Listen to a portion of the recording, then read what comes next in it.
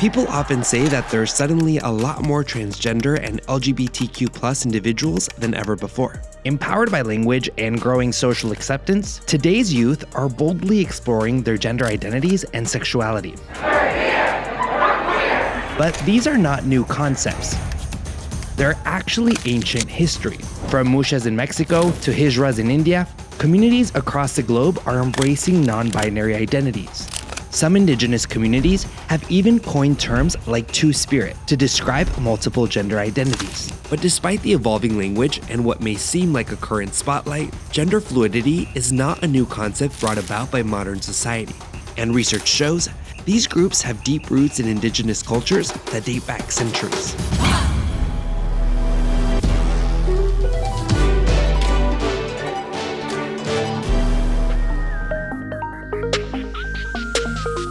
Today, the LGBTQ+ movement has made significant strides, but the fight is far from over.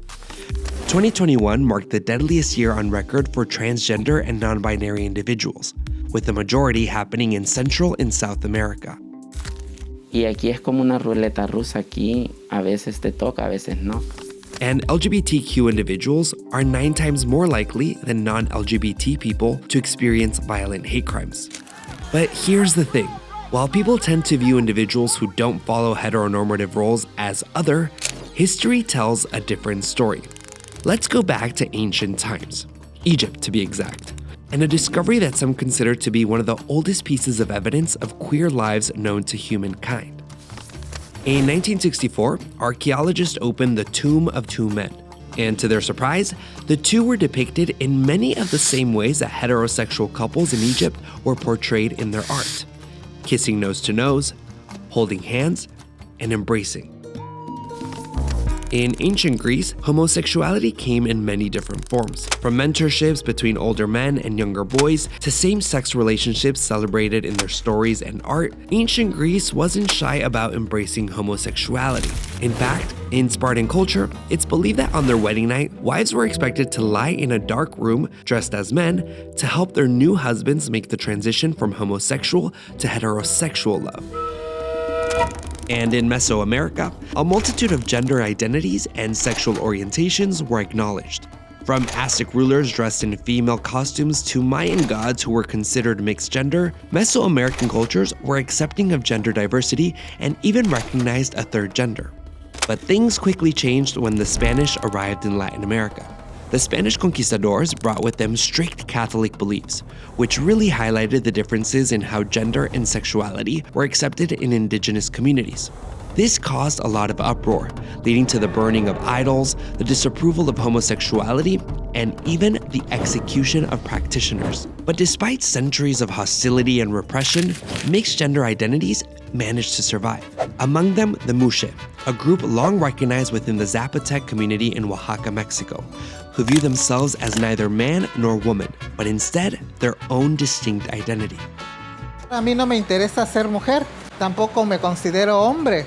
Entonces soy una persona que está en medio de los dos sexos. And not only are Muxes accepted at home by their community, they're celebrated. Many see having a Muxe in the family as a blessing, especially because they're often the ones caring for elderly parents. But acceptance wasn't always the norm.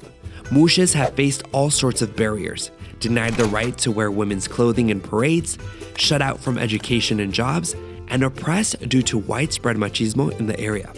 But in the mid-70s, they said enough is enough and started a liberation movement. Today, Muxes play a significant role in society. Every November, there's a 3-day festival, or vela, that celebrates Muxe culture, drawing huge crowds and generating substantial income.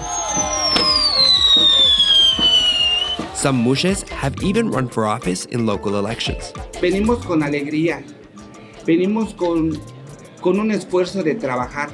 Tenemos el respaldo y el respeto de las mujeres cuchitecas. The Muxes are powerful examples of cultural acceptance and diversity, showing that different identities can coexist and thrive within societies. And this trend extends to other countries in Latin America as well. In 2021, Argentina became the first South American country to issue gender-neutral passports, while in 2023, Colombia made an historic stride by introducing non-binary as a gender option on passports.